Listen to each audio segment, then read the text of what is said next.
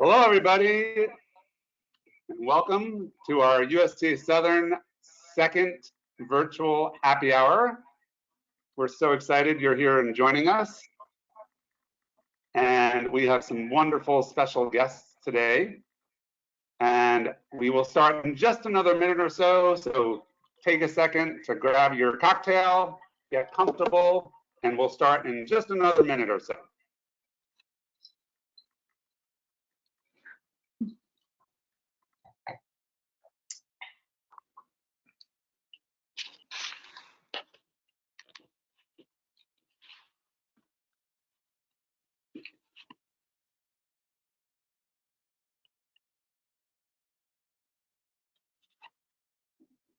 In the meantime, if you have a question that you would like to share with Bonnie Vandergrift or Katrina Adams, you can go ahead and put that in the question box on the right side of your screen, and we will try to answer some of those today. We won't promise to get to all of them.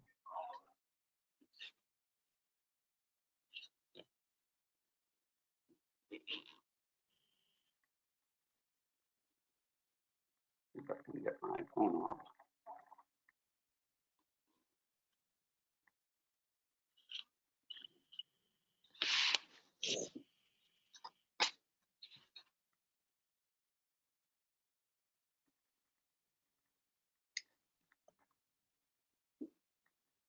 All right. So we'll get started in just another minute.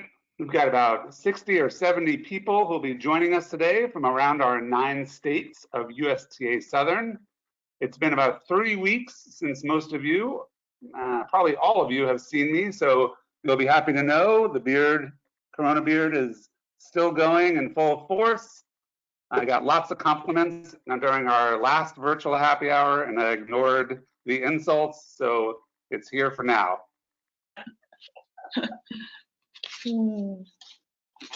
No really, insult. Bonnie is the only person whose opinion mattered, so she said to keep it. It looks good, Andrew. It looks good. Thanks, Katrina. Your residual check is on its way. We already got calendars. I appreciate that. And we like your bow tie today too. It looks nice. You're looking sharp. And tied. I didn't expect anything less. Of course. Andrew was giving out free lessons back in 2015 and 16 with the bow ties to everybody, so greatly appreciated. And I don't usually wear glasses, and many of you maybe not be used to seeing me in glasses, but I felt a little out of place with our wonderful host and special guest, so I pulled out the specs so I could fit in with this crew here. So we've got the majority of our folks are logged in. I know a few people are still logging in. I'm going to give you a couple of housekeeping tips, and I think we're going to go ahead and get started. Katrina and Bonnie, are you all ready for me to kick us off? We're ready to roll, yes. All right. So welcome everybody to our second virtual happy hour with USTA Southern. We're so thrilled you could join us. We know this is a challenging time, and we wanted to do something to bring us all together and have a little bit of a chance to reconnect, even if it's just virtually. We are going to have some light conversation, maybe a beverage or two, and we'll get to ask some questions and we'll get to hear from our guests. But a couple of logistics, if you haven't figured it out yet, we cannot hear you. So if you're talking or asking us questions over your microphone or your phone, we don't hear you. We do want to hear from you though, and so you're welcome to put chat questions on the panel on the right side of your screen.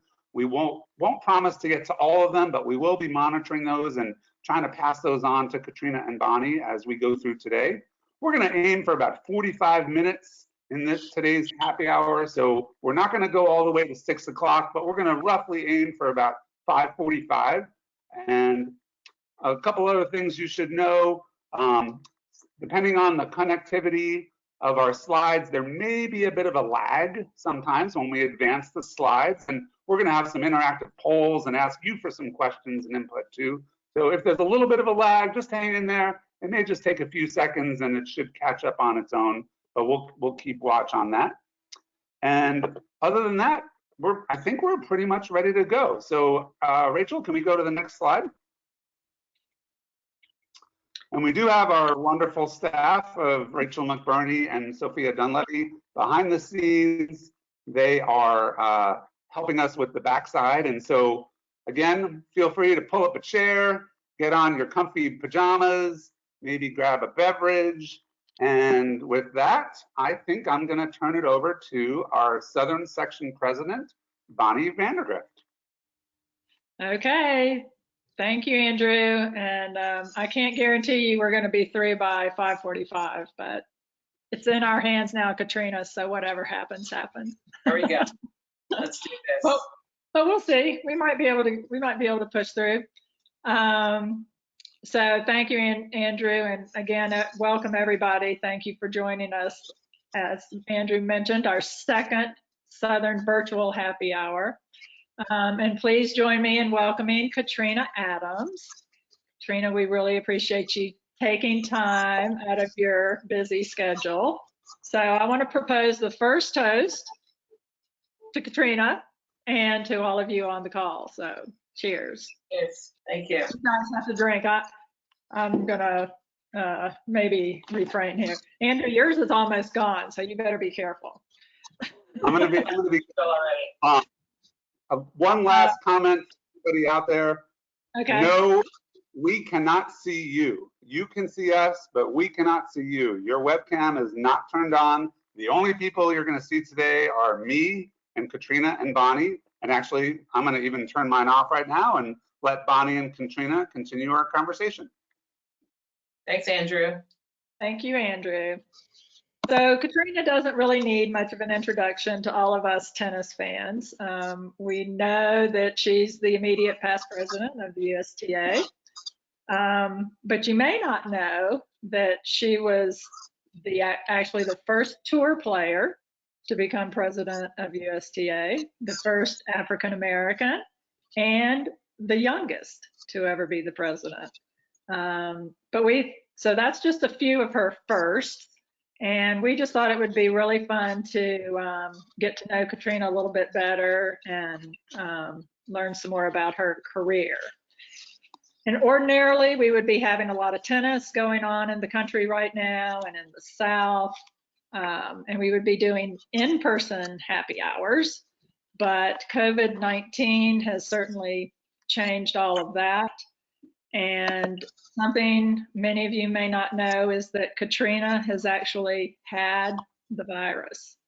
So Kat, can you start off by telling us a little bit about that experience? Yeah, sure. First of all, thanks for having me. It's always a pleasure to be with my Southern family. I lived in Atlanta for 4.5 years and considered Southern as my home, and met a lot of people down there and had a lot of friends that still have a lot of friends since I've moved from there. So thanks for having me. And second, forge into this topic. Hopefully everyone at home are healthy, their family members are healthy, and sending prayers around the world for everyone. So yes, I did have the virus. I contracted it early in March in my travels from a conference. Not sure if it was at the conference or in the travels back home. But I was fortunate enough to only have minor symptoms. I only had body aches.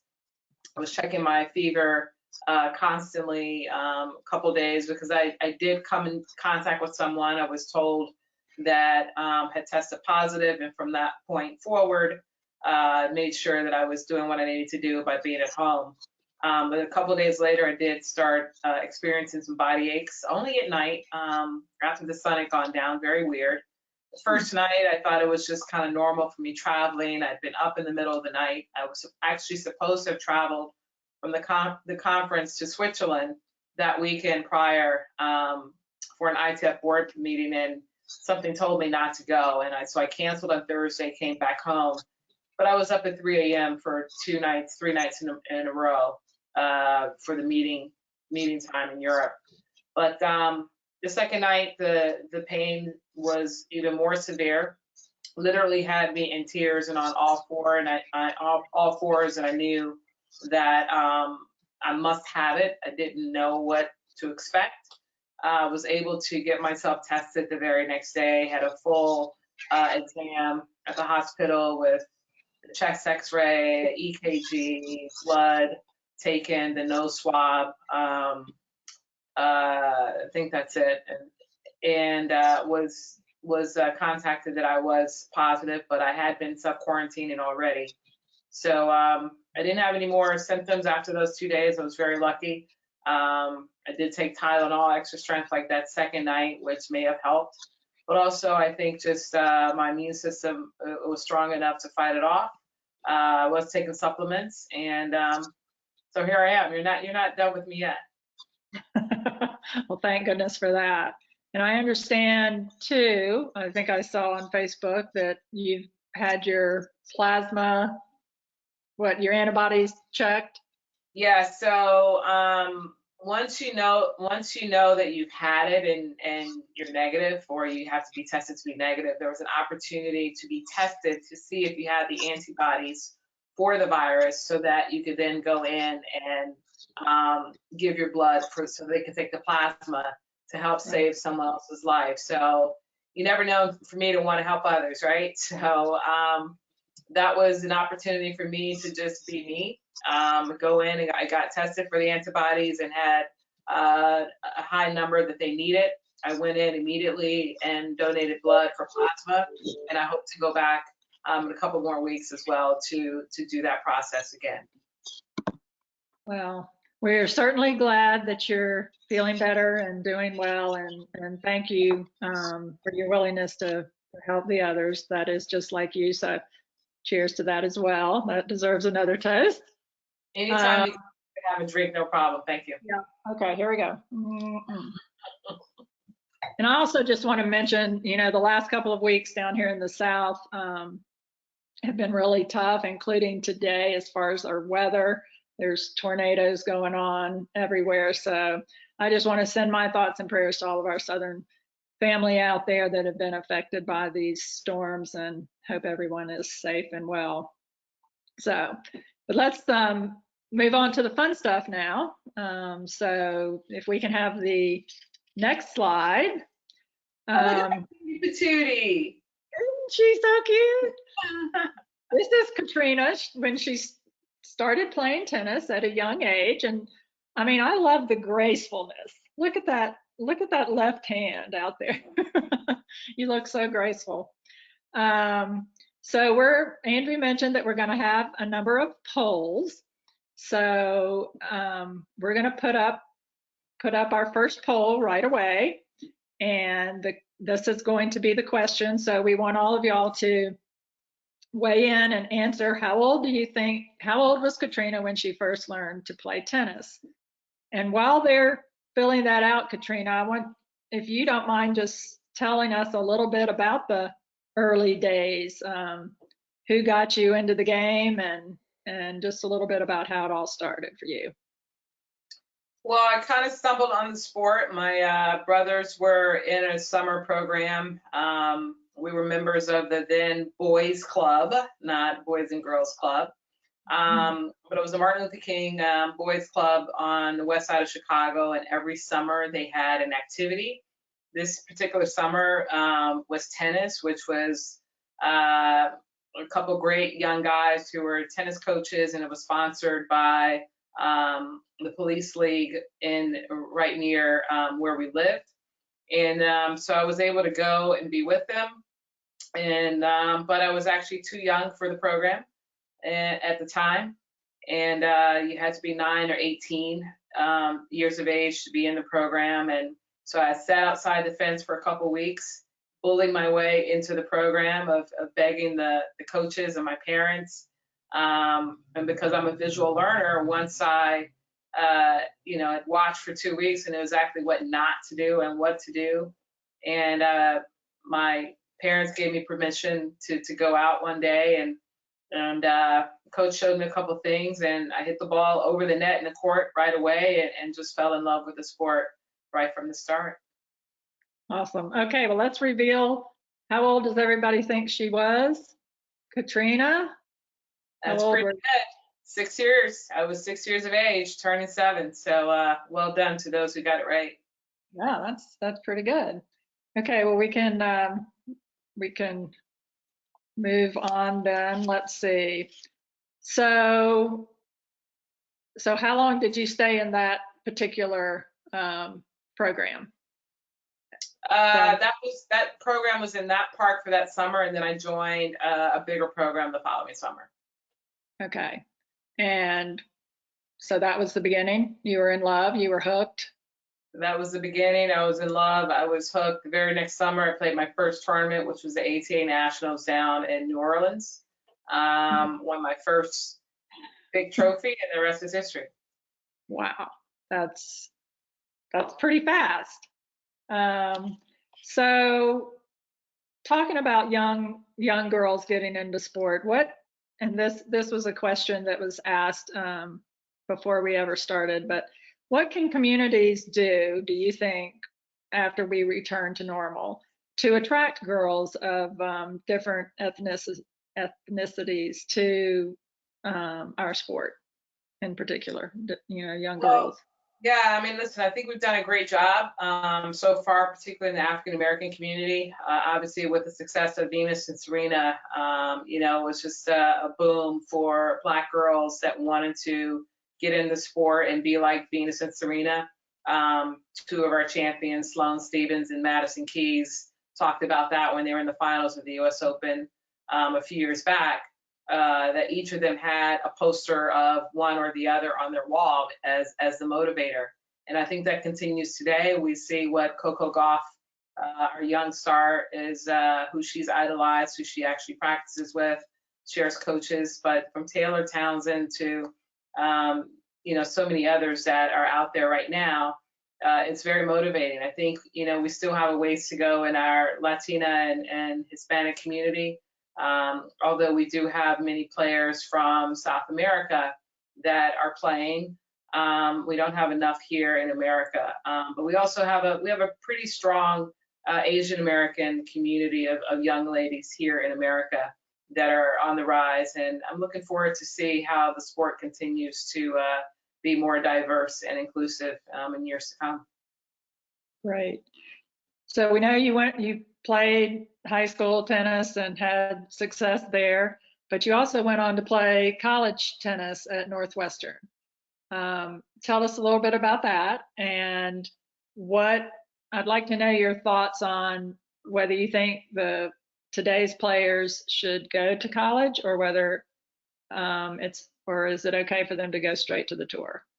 What are your thoughts on Yeah, that? I think it's been cyclical over the years as to which years the players have gone to college, which years have gone to the pros. And I think with the age eligibility rule with the with the WTA, kind of stopping our young players from turning pro 14, 15, 16, it's kind of pushed them to the college route, which I firmly believe in. I went for 2 years. It's not just an opportunity for you to develop more as a tennis player and get stronger, but it's an opportunity for you to want to grow and mature as an individual, and learn more about yourself, learn more about how to communicate with others, because when you're going into professional tennis, it's your profession, and you are thrown into the world to be your own CEO. And if you don't have any kind of experience or maturity, it can be a problem for you. So, but also it's a great chance to get an education and to be able to use those tools down the road once you stop competing. Yeah. So what age were you when you knew that you wanted to be a tennis professional? I set goals when I was younger, and I do remember writing some goals when I was 12. And part of, sometimes your goals are set because people are telling you what you should do or what they think you can do. And I know I wrote them down at 12, but I didn't really know what that meant as a 12-year-old. I didn't come from a tennis community, tennis family. I didn't come from an environment that, we were watching tennis 24/7 to even understand what being a professional meant. I knew, you could play at these big tournaments around the world, and I watched them on television, and I may have met some of the players here or there. But, I really didn't think that I could go pro until I was probably 16. And I was graduating from high school at 16. I was a young scholar, if you will. But I knew I wanted to go to college. My parents were teachers. I didn't have a choice. And but I wanted to, and I'm glad I did. And it just kind of, my results allowed me to be a professional at 19. Yeah. So you turned pro at 19, and I think it's fair to say that you were considered a doubles specialist. I don't like that term. I hate doubles because we play tennis as tennis players, and we play singles, and we play doubles, and I may have had more success in doubles, but I played singles on tour for 10 of my 12 years, and then my final 2 years I played solely doubles, which gave me that name. Okay. But yeah. Well, you got that name probably because I think you had more success at doubles. I mean, title wise, maybe not, Correct. So, Correct. Okay. So our next slide is that you've been looking at all this time, leads to our next poll. So if we can put that up, and it is, with what doubles partner was Katrina most successful in her career? So I'm going to give you just a couple of seconds, and then Katrina, after we look at the results and you tell us who it really was, then I'd like to know a little bit about your time on the tour. So everybody thinks it was Lori McNeil. And what's the right answer? Well, you guys really did not follow my career, or did not have time to Google or do anything like that. I had the most success with Zina Garrison, winning 7 tournaments. My second most successful partner was Photograph, then Lori McNeil. Okay, so talk to us a little bit about your time on the tour, and what made you and Zina such a great team? Why do you think you had the most success with her?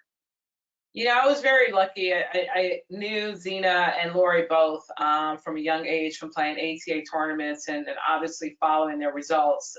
They were the best Black players on the tour when I was coming up in my teenage years. Had a chance to train with them before I turned pro, and then I became Zina's doubles partner. We traveled together, we practiced together. I ended up moving to Houston, trained with both Zina and Lori. But we had a great relationship off the court. We built a sibling type relationship. I didn't have any sisters, and so when you can really trust someone and communicate with someone, and you have the time to really practice and understand each other's games, you have the best opportunity to be the best team.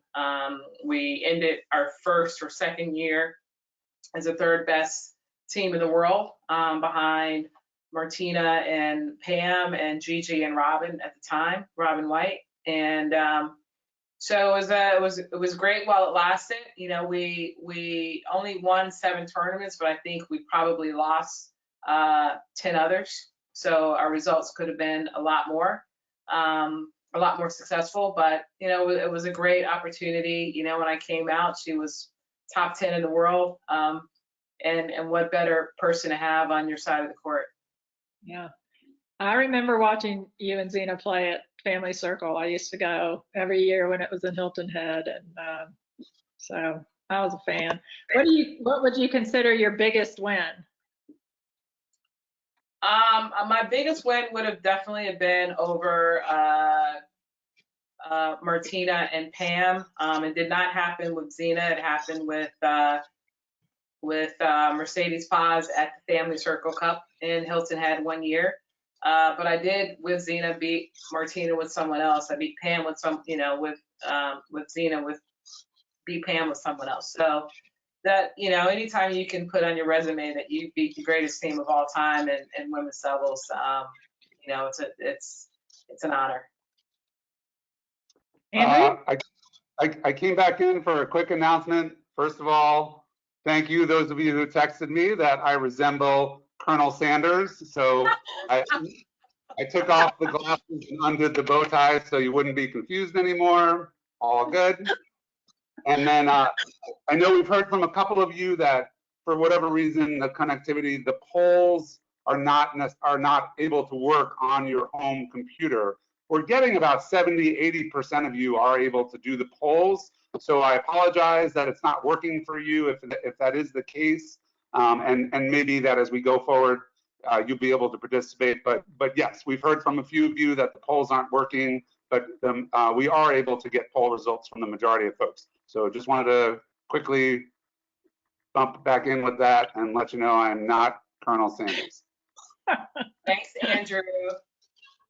We appreciate the update. Okay, and I apologize for those of you that can't participate.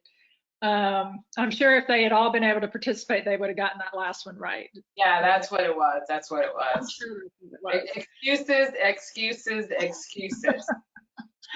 Okay, so you had the privilege of playing in all of the Grand Slams and actually made it to the quarterfinals of the doubles in all four. That must have been amazing. But our next question is, which Grand Slam is Katrina's favorite? And I only see 3 choices up there, but I think there's 4. You see 4 choices, yeah. Yeah. See, my poll is a little kind of weird too, but okay. And as soon as that goes off, we're gonna look at that. Okay, before you tell them the answer, before you tell them the real answer, so 76% think it was the US Open. So Rachel, let's go back. I want to see Katrina because I need to propose a toast to the fact that she made it to the quarterfinals of all 4 Grand Slams. So I need to see her so I can propose that. Anytime I get to drink, thank you very much. I really appreciate that. Mm-hmm. Okay, so so what I'm thinking is that this question wasn't clear enough. So it should have said, which Grand Slam is Katrina's favorite as a player? Because as a spectator, you're correct. It is the US Open as a spectator. It's the greatest Grand Slam in the world to attend as a spectator. But the question when it was given to me was really as a player. So the US Open was my least favorite tournament as a player. It was too much pressure. I had too many people there. I wanted to win so bad I couldn't breathe. So if I backtrack, Wimbledon, I had the greatest results. I had the best results in singles, doubles, year after year at Wimbledon. And grass was definitely my favorite surface. So that was my favorite Grand Slam, followed by the Australian Open, because everyone is just so nice down there. And you know, with my game as a serve volleyer, you know what my least favorite was, which would be French Open. So there we have it. Okay, but as y'all can see in that picture that you're seeing that beautiful US Open Stadium, and certainly Katrina was very instrumental in making all of that happen during her 4 years as the president. So it's all of our favorite, the US Open, but we're not playing. So you've traveled all over the world as a player and as the president of the USTA in all your various roles. What one city is your very favorite to go back to? What city do you love? Yeah, you know, I just alluded to it. I love Australia as a whole. I love Melbourne. I love the friendliness of the people, the cleanliness of the city. And if you're there in particular for the event, you know, it's just it's very easy to get back and forth from. But over the years have developed so many friends down in Melbourne that I consider family when I go back. I've spent time there away from the tournament or not during tournament time. And I just enjoy it. It's just a great place on earth. And it's definitely one of my favorite places. Awesome. Okay, look at there. There she is again. Two-handed backhand. Here we go. Where That's from Northwestern. Oh yeah, that's when you were in college, right? You mentioned that. Um, okay, so that's our next poll. Where did Katrina win her first title? And while they're filling that out, what was your highest ranking when you were on the tour? Your whichever, Uh, yeah, my highest ranking was 67 in singles and 8 in doubles. okay. And what was the best advice you ever received to succeed on the tour? Who gave you the best advice? I contribute a lot to what I've accomplished, obviously, to my parents of just being myself. Be you, don't try to be anyone else. Work your hardest, and whatever happens, happens. So that's kind of how I've lived my life, is to make sure that whatever I do, it's for me and for no one else, and do what I can. So, when you look at these results, whether you Googled it or not, you got this one correct. I don't think I actually ever played in Cincinnati. It was a men's tournament before the women moved there a few years back. Charleston, I did have some results there, but didn't win. But the Virginia Slams of Boca Raton, I won in February of 1988 with Zena Garrison. First time we played together. Awesome. Nice. So that was one of my questions, is what do you remember about that win? So you actually remembered the date and your partner? So Zena and I, was our first time actually playing together. Our first match was on an outside court, kind of like on the other side of a ravine, if you will, or the bayou, whatever they have down in Florida. And I actually had to go, I was playing horribly. I had to go to the bathroom, and I didn't know that I could actually leave the court to go to the bathroom. I'm a rookie, so I didn't really know all the rules. And, we lost the first set. We're down a break in the second, and Zena looks at me and goes, "What's wrong with you?" I was like, "I got to go to the bathroom." She's like, "Well, go." And I'm like, I didn't know I could. She's like, "Go." So, I got permission to leave the court. I went. It probably took, I don't know how long it took, because it was literally on the other side. You had to go down, over, and back up to get to the facilities. But I went to the bathroom. We came back. We won that match in 3 sets, and then we won the tournament, beating the likes of Pam Shriver and Lori McNeil and Cody Kilsch and Helena Sokova and others along the way. So yeah, it's probably one that I won't forget. Yeah, no, it sounds like you remember an awful lot about that tournament. Yeah. So, Andrew, hi. Hi. So I came back on. Katrina, we have a question down from Louisiana from Drew Myers that I wanted to share that sort of goes along with your time on court playing. Was there any one particular player over the years you played, maybe juniors or your college days or even in the pros, that whenever you saw that player up against you in the draw, you just thought, "Oh man, I got to play that person again"? Was there anybody like that for you? Yeah, so if you know me, you know my personality. I didn't really care who I played. I felt that I could beat everybody. But we did have a junior in the Chicagoland area. Her name was Kathy Hofer, and she was the ultimate pusher. The ultimate pusher. Serve and volleyer, pusher. So I hated anytime I actually had to play her, because that meant I had to be on the court for hours and not like an hour. And I would find a way to win. Sometimes I would lose, but she was one of those players that I just never wanted to see on the other side of the court. When it came to college, there was no one that I ever thought that I couldn't beat, as well as the pros. I actually enjoyed drawing a seed in the opening round, because I felt that if I won, I would take their path in the draw. And that was just the confidence that I had in my game. Doesn't mean that I beat Steffi every time I play her, but I played her really tough every time I played her. And that's all that matters. That's awesome. All right. Good question there, Drew.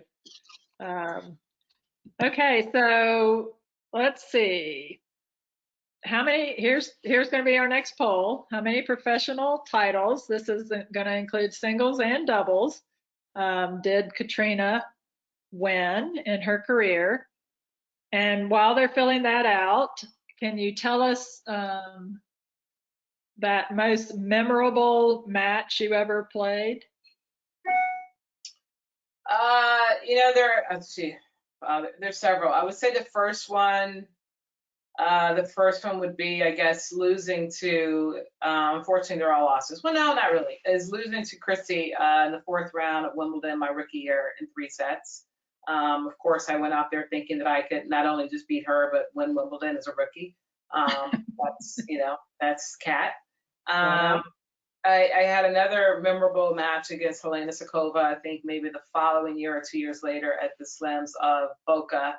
And it was a 7-6, 6-7, 7-6 match that I lost, having had 2 or 3 match points. And just with Helena coming up with some incredible serves and or passing shots. I remember beating the then number 3 ranked Manuela Mileva.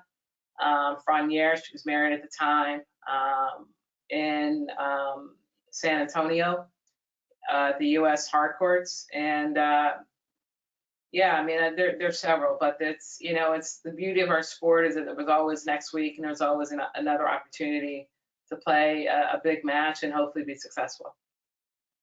Awesome. Okay, let's see how they did on this one. Oh, you guys have totally underestimated me. 12 tournaments? What are you guys thinking? 21 is the answer. 21. I've won 20 doubles titles and 1 singles title in my career. Thank you very much. Yes. And yesterday you weren't sure if you remembered where that 1 singles title was.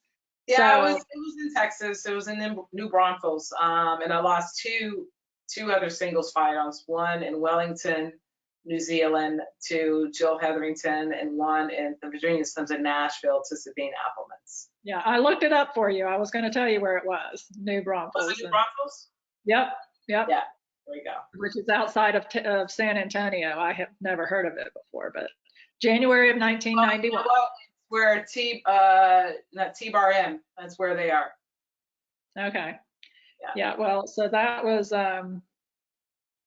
where it was. So I'm glad you remembered at least that it was in the United States and in Texas. So was there one particular match during your career, and maybe you have already mentioned it, but in your career where you would like to hit the rewind button so you could go back and change the result? Yeah, it's one that I talk about that people will have a chance to know more about soon. But I actually was playing Zina in the quarterfinals of a tournament in Oklahoma City. And I'm up 4-2 in the 3rd set, break point. And I have this, we're having this unbelievable match, and I hit an overhead smash for a winner, clearly inside the lines, but it was such an acute angle that I don't think any lines person expected for it to go where it was. And when they saw it, they were like, obviously it had to be out because there's no way that was in. And was called out. The chair really didn't see it, just stayed with the call. I was irate. Zina actually knew the ball was in because she kind of looked like, oh, wow, thanks. Look at the coaches on the side, and my coach is irate because he knew it was in. Her coach was like, oh, thanks. And I never really got over that. Not that you can tell now, but, it was early enough in my career that, when you have a chance to be a top 10 player, and it was a small tournament, I think, I forget who I would have played in the next round, but anytime you have a chance to progress and get matches like that, it only takes one match to really catapult your career and your confidence and how you look, you view your outlook going forward. And many matches like that can actually set you back emotionally because you don't get over it. so easily, and I still haven't. Well, I also looked up that you played 376 singles matches and 645 doubles matches for a total of 1,021 matches in 11 years on the tour. And that's a lot of matches. So I think that deserves a toast. Oh, thank you. Cheers, cheers. Yeah, that's a lot of matches and a great career. Mm-hmm. Andrew? Hi. I'm here to just give the possible 5 or 10 minute heads up. And we obviously do not have to get through all the slides today. We're having a great conversation, and lots of folks are interested. So no worries. Just giving you a little heads up there.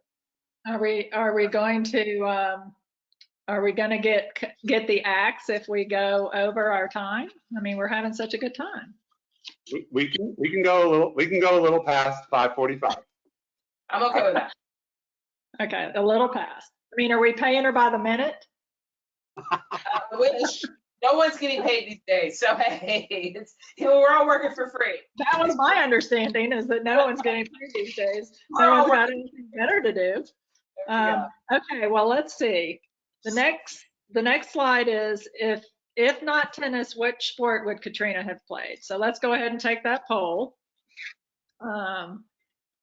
I think it's probably fair to say, Katrina, that if you had played many different sports, you would have been a star at all of them. So we're going to find out if they're not doing so well on their. Wow. Okay. Tell us the answer to this one. Smart people, inner city Chicago, it would have been basketball. I did play basketball as a kid, started playing my freshman year of high school, and coach knew that I was going to be a much better tennis player than basketball since our practice times overlapped. But, you know, as I turned pro and was playing tennis, I actually had a goal of actually playing golf after I retired, which never happened, but basketball is the correct answer. Well, and I know you are a pretty good golfer as well. I've heard rumors to that effect, but I think it's probably true. Rumors out there, yeah. Rumors out there. Do you have any thoughts about kids now focusing on a single sport, or do you encourage them to play a lot of different sports? I'm a firm believer that kids need to play multiple sports. That's where they really get to learn a lot of their motor skills, their foot drills, their hand-eye coordination, and that they just get to master mentally and emotionally which sport fits them and suits them best. Okay. So let's talk a little bit about the tour now. But first we need to find out the identity of your favorite players, or at least the ones you admire most. So we need to there are some choices. So let's go to the next quote. Before you ask this question, yes, those are boxing gloves. No, I do not box for exercise. Those are signed by Muhammad Ali, one of my greatest idols. So no, boxing is not an exercise choice for me. And that wasn't one of your, you didn't aspire to be a boxer? No. Okay. All right. So the next poll question is the current male player that Katrina admires most. So while they're answering that, I want to know if outside of tennis players, who have you met in all of your travels that you were most awestruck by? Then you can tell us the correct answer to the question.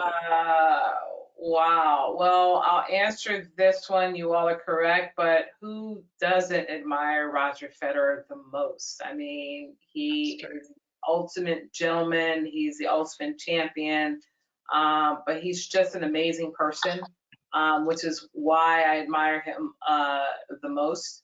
But for him to continue to play at the highest level that he has and does right now, you know, I'm a Roger Federer fan. I'm a servant volleyer. This guy can do it all on the court, Not that Novak and Rafa can't, but it's just so natural for Roger and his work ethic.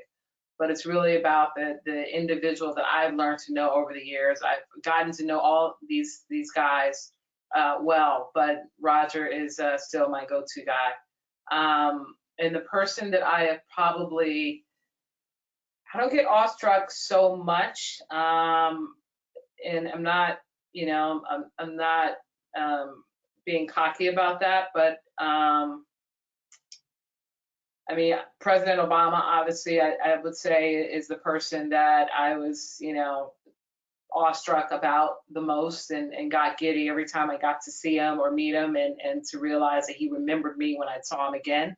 But I've met the Royals in England, in the UK, which is pretty cool. But wasn't like I was like fawning over them at all. But it was, I would say President Obama, President Clinton. I've had the chance to meet with him a few times and have great conversation. And it's more just kind of sitting back and shooting the breeze. And those have been great experiences for me. So quickly back to Roger, how much longer do you think he will play? That's a good question. I mean, you would think that he planned this hiatus right now, having had surgery and was going to be off, and then actually he's not missing anything. So, he's got his body right, and we'll see where he comes back. But I would not put it past another year. I don't think I would have said this was the last year. But I do think that he wants to go out on his terms and have a full season and not cut it short by not having some appearances that he would rather have. And obviously with Wimbledon not being played in 20 or being canceled for 2020, I expect for him to be back for 2021. Okay. All right. Have they finished the next poll, which is your favorite, the female player you admire the most? Let's see if they got. Okay, you guys just threw Halp in there for just to be, contentious, right? I mean, why? Right? Why? Yes, it would be Serena for everything that I just said about Roger as a player, from watching her grow up from a child to watch her overcome so much adversity in her life and to be able to tuck that away when it was time to go out and perform and to accomplish the things that she's accomplished, to see her become a mother and an advocate for so many great causes. She's someone that I truly admire. That's awesome. So you mentioned earlier that you lived in the South for a number of years. So we would like to know, what is your favorite Southern food? So let's go ahead and launch that poll and see how folks do. So while they're answering, what's your favorite city for food, to get the best food? Well, it used to just be my mama's kitchen. So, all right, since the results are there, if the hot sign is not on, I'm not stopping, but I'm going to drive by a few times to make sure the hot sign is on so that I can get my Krispy Kreme donut. Thank you very much.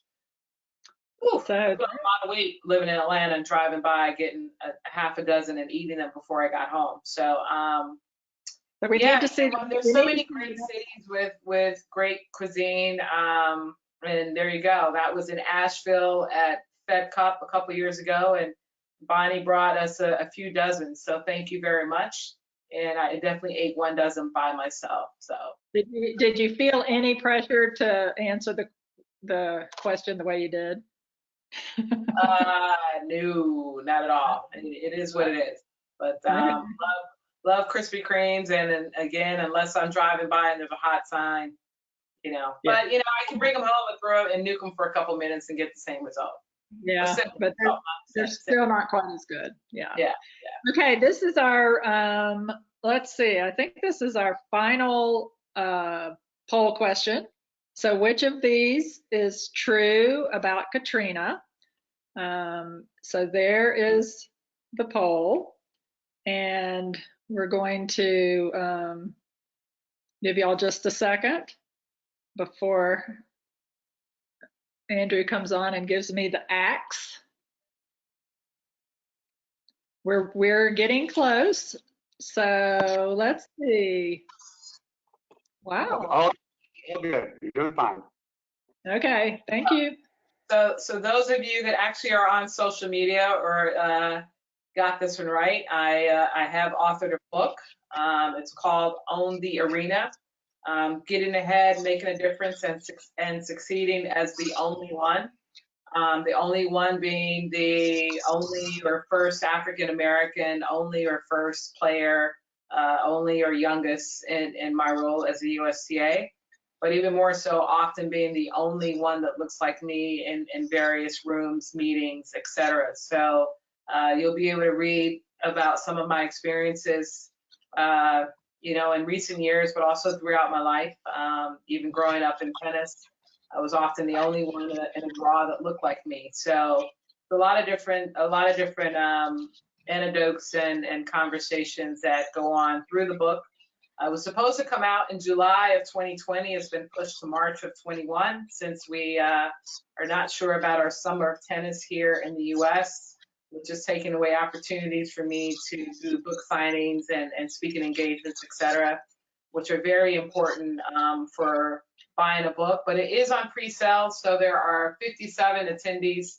If you haven't already, please go on Amazon and purchase the book, for the pre-sale, buy some for your family. Please share the link as well. I need to get as many pre-sold before it comes out, which can help it get on a bestseller list. And if I see you, I will definitely autograph the books for you if you'd like. So thank you. That's awesome. That definitely deserves a toast. We're very proud of you. Mm-hmm. Yeah, that's awesome. And I'm really looking forward to I will go order mine today. Thanks very much. And our final slide, you see Kat's Twitter and Instagram. Are they called handles? What are they called? Handles. There you go. So, Kat, any closing comments from you? We just really appreciate you being with us, and this has been awesome. I appreciate it. I have one. There's one more question, and I don't want to leave the one out. So, what's it like now as post-USTA president? Like a day in the life of Kat now. Kat now today in the pandemic is being at home mostly every day, catching up on work. I'm really fully re-engaged in the Harlem Junior Tennis and Education Program, which is my Untitled Chapter here. I've now been a part of it since 2005. And trying to find a way to keep my staff afloat and hopefully find a way to get our kids back on the court in the immediate future safely. I've been spending a lot of time editing the book in the last year, writing and editing, so that has kept me busy. I'm in an edit phase right now. It's called the first pass of the edit phase, and which is probably my fourth edit by now. But I'm the vice president of the ITF. So I'm on video calls and, everybody who's on any board right now are on board calls every week, just trying to get through the pandemic and making sure that everyone is taken care of. So that's where I am right now. Obviously, there's no traveling. I've been home for 6 weeks now. I don't think I was home for 6 weeks all of last year. And it's going to be hard to get me back out of here, I think. Having to go to the airport and get on a plane and do all those things. But I'm sure once that happens, I'll fall right back into it. I've never been as idle as I have, but I think all things happen for a reason. It's an opportunity for me to kind of regroup, and revive myself and rebuild what it is and have a new look as to what I want to do going forward and how I'm going to do it. So that's the life right now, but still on the board of the USTA. We have weekly board calls, very involved, and still some activity there.